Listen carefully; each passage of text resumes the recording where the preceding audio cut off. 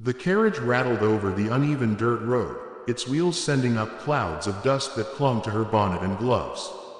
Clara pressed her hand to the folded letter in her pocket, the one that had brought her across miles of wilderness and away from everything she had known. Her heart pounded with nervous anticipation. She was a mail-order bride, promised to a rancher whose words on paper had seemed steady and kind.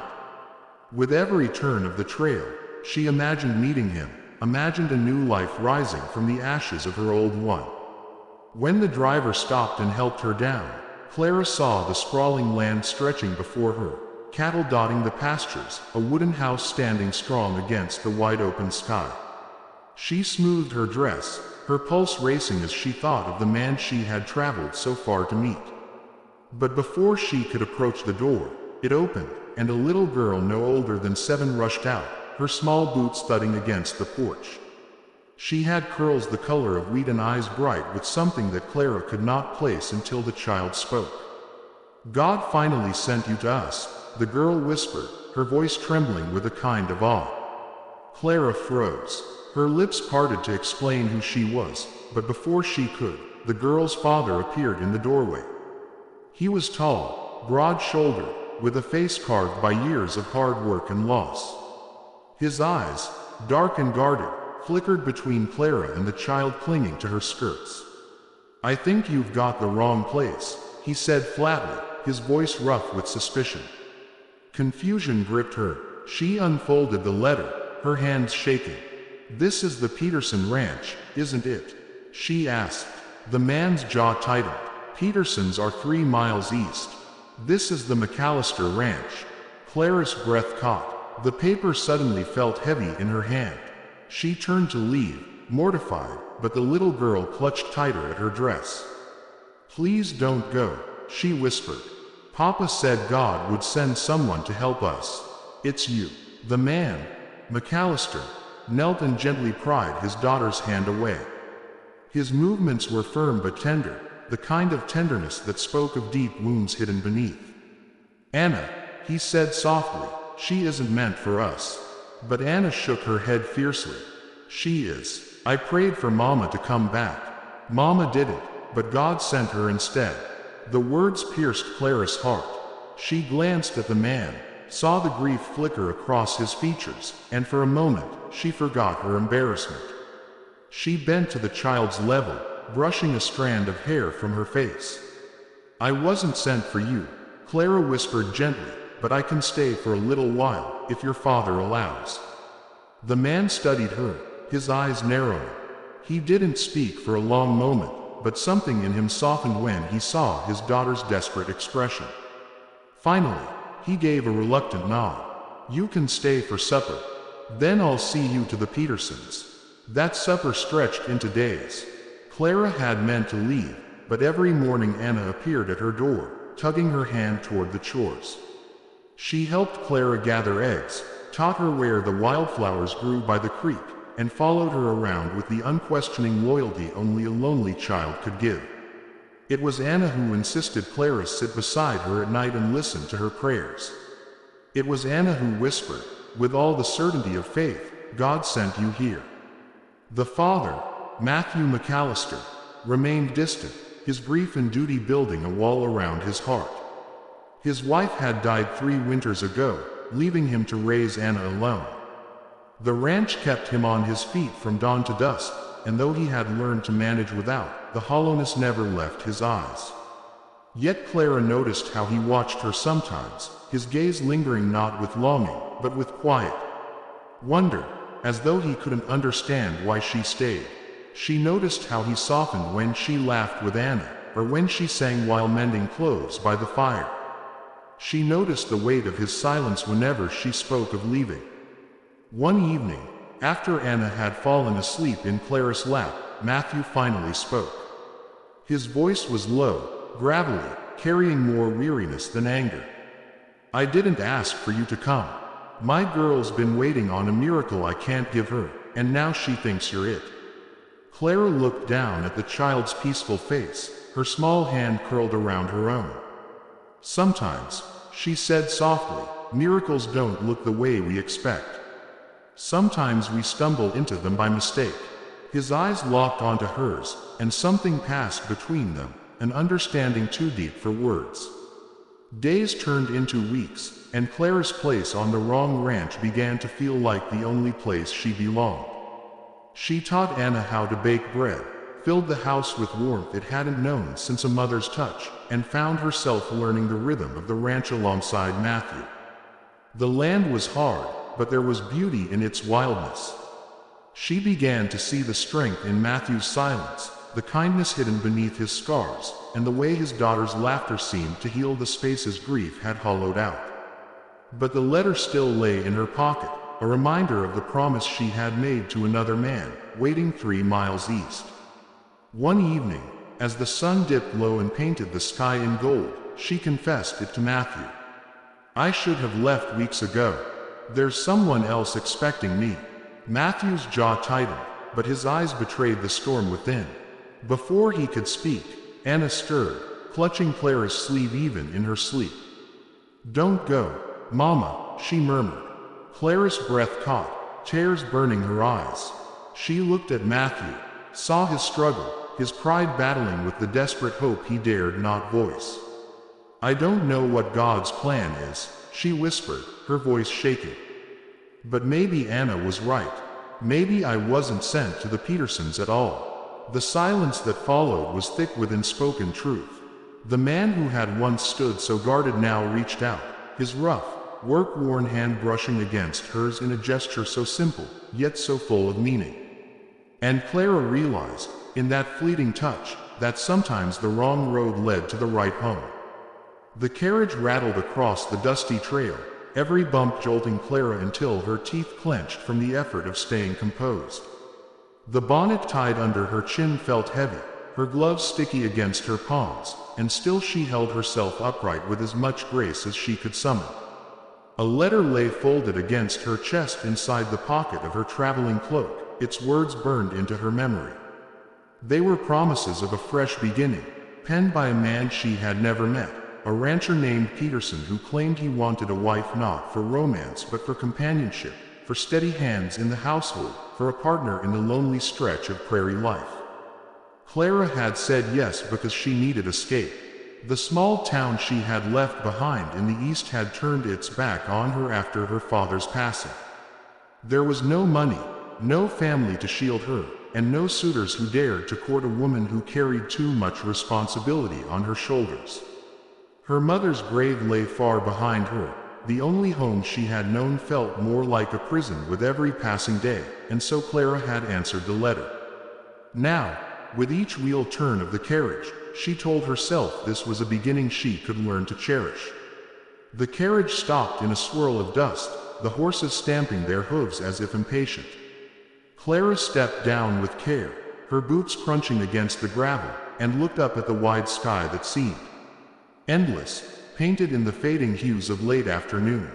Before her stretched a piece of land she thought was her destination, a wooden house that stood proud against the horizon, fields stretching beyond, cattle moving like dark specks across the pasture. Her pulse quickened. This was to be her new life.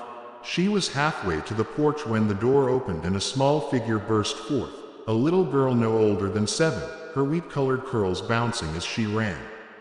Clara blinked in surprise, unprepared for the sudden embrace that wrapped around her skirts.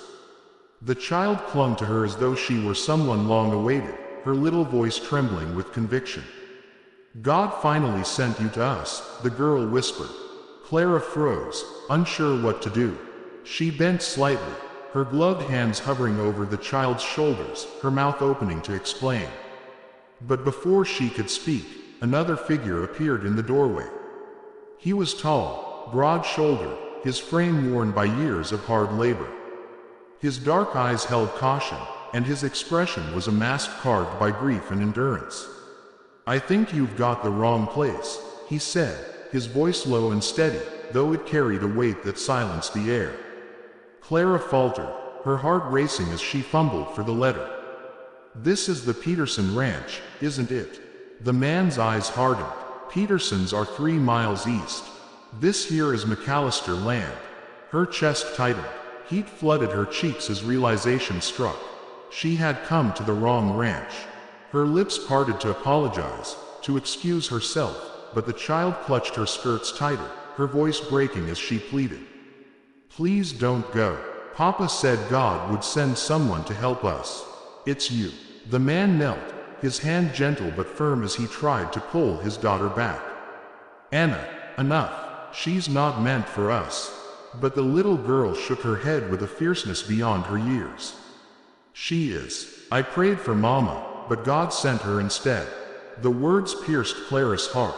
She looked down into Anna's earnest eyes and felt something stir within her, something she could not name but could not deny either. Slowly, she lowered herself to the child's level, brushing a loose curl from her face. "I wasn't sent for you," she said softly, "but I can stay a little while, if your father allows." The man studied her with narrowed eyes. His silence stretched until the air grew heavy, but finally he gave a curt nod. "You can stay for supper. Then I'll see you on your way." Supper was a simple meal, stew with bread that tasted of ash from the fire, but the warmth of the table felt startling after the cold journey. Anna refused to leave Clara's side, clinging to her as though she were a gift heaven itself had dropped on their doorstep. McAllister watched with quiet eyes, his face betraying nothing, though Clara caught the faintest flicker of sorrow when Anna laid her head on her arm and smiled with contentment. That night, Clara should have left. She should have climbed back into the carriage and continued to the Petersons'. But when dawn broke and she gathered her things, Anna appeared at her door, barefoot and insistent, tugging her by the hand toward the chicken coop. "You promised you'd stay a little while," the girl said, her wide eyes brimming with a faith Clara could not crush. One day stretched into two, and then a week. Clara found herself drawn deeper into the rhythm of the ranch. She rose early, helped gather eggs, mended clothes by the fire, and taught Anna how to shape dough into loaves. The house, once hollow and quiet, began to fill with sounds of laughter, with the small warmth of domestic life returning after years of absence. But every moment came with a shadow. The folded letter in her pocket remained, a reminder that her presence was a mistake. Peterson was waiting for her, expecting her, and every day she lingered here was a day stolen from another man's promise. Still, she could not bring herself to leave. She learned more of McAllister as the days passed. His name was Matthew. He had lost his wife 3 winters ago, her absence a wound that had not healed. The grief was etched in the lines of his face, in the silence that clung to him, in the way he watched Anna with a love so fierce it nearly broke Clara's heart. He was a man bound by duty, his shoulders bearing the weight of both father and mother, provider and protector. Clara did not seek his gaze, but sometimes she found it upon her. Not with longing, but with something quieter, something unspoken. A question, perhaps, or a wondering he could not allow himself to voice. She did not ask. One evening, as the sky bled crimson and gold, Clara sat by the fire while Anna rested against her side, drifting to sleep. Matthew sat across the room, his eyes fixed on the flames, his silence heavier than usual. At last, he spoke, his voice rough. "I didn't ask for you to come here. My girl thinks you're an answer to her prayers. But I can't give her false hope." Clara looked down at Anna's small hand curled around her own. Her throat tightened. "Sometimes," she whispered, "God's answers don't look the way we expect. Sometimes they come by accident." His eyes met hers, and for a fleeting moment, Clara saw the storm within him, the ache, the yearning, the fear. He said nothing more, but the silence between them carried something deeper than words. As the weeks slipped by, the Peterson letter weighed heavier against her heart. She knew she could not stay without choosing, without facing the truth of where she was meant to belong. And yet, when Anna stirred in her sleep and whispered, "Don't go, Mama," Clara's resolve crumbled. She was caught between duty and destiny, between a promise written in ink and a promise whispered in the trust of a child's prayer. The letter burned against her heart that night as she lay awake in the small room Matthew had given her. She turned over on the narrow bed, staring into the dark, her thoughts restless. Peterson was waiting, a man she had promised to meet, a man who had written words of trust and expectation. She owed him an explanation. Yet when she closed her eyes, it was Anna's voice she heard, fragile and certain. God finally sent you to us. The morning brought no clarity. Clara rose early, her hands finding work in the kitchen before her thoughts could overwhelm her. She kneaded bread, her palms pressing against the dough as if each motion could ease the weight on her chest. Matthew moved silently through the house, his presence as steady as the beams that held it. He said little, but his eyes lingered longer than before, shadowed by something he could not, or would not, name. Anna was the tether that kept Clara there. Each time Clara considered leaving, Anna would rush to her side with a drawing, a flower, or simply her hand in Clara's. The child's faith was unshakable. She did not question. To Anna, Clara was already part of them. But truth does not wait forever. One afternoon, Matthew returned from the cattle fields, his shirt clinging to him with sweat, his hands dusted in dirt. Clara had been helping Anna with her lessons at the table. The moment he entered, Clara saw the storm on his face, the tension in his jaw. He set his hat on the peg with more force than needed, then turned to her with eyes darkened by decision. "You can't keep putting it off," he said, his voice low but edged. Clara's hands froze over the slate she was wiping clean. "Putting what off? You know what I mean." His gaze was unwavering, sharp as a blade. "There's a man expecting you. You don't belong here, no matter what Anna believes." Anna looked up from her book, confusion clouding her little face. "Papa." Matthew's eyes softened at his daughter's voice, but when they returned to Clara, they held iron. "You'll be leaving in the morning. I'll take you to Peterson myself." The words struck her like a blow. She wanted to protest, to argue, but she saw the wall he had built around himself, the wall of a man who feared hope more than he feared loneliness. Clara pressed her lips together, her heart pounding with things she could not say. That night, Anna wept as Clara tucked her into bed. "You can't go," she whispered through tears. "God sent you." Clara held her close, her own tears falling silently into the child's hair. "I don't want to go either," she admitted. "But sometimes grown-ups make choices they think are right, even if they hurt." Anna pulled back, her face wet and fierce. "Papa's wrong. You belong with us." Clara kissed her brow, unable to answer. When Anna finally drifted to sleep, Clara lingered beside her, listening to the soft rhythm of her breathing, knowing tomorrow would tear them apart. The next morning dawned gray, clouds heavy on the horizon. Matthew was already hitching the wagon when Clara stepped outside with her small satchel. Her stomach churned, her heart aching. Anna clung to her, refusing to let go until Matthew gently pried her away. "Papa, please," Anna cried, her voice breaking. "Don't take her away." Matthew's face was carved from stone, but his eyes flickered with something raw. He lifted his daughter into his arms, pressing his cheek against her hair. "This isn't her home, Anna. We can't keep what isn't ours." Clara climbed into the wagon, her hands trembling in her lap as Matthew set the reins. The horses lurched forward, the ranch slowly shrinking behind them. She looked back once and saw Anna on the porch, her small figure trembling as she watched them leave. The sight cut deeper than any blade. They rode in silence, the wind whistling through the prairie grass. Clara's thoughts raged within her.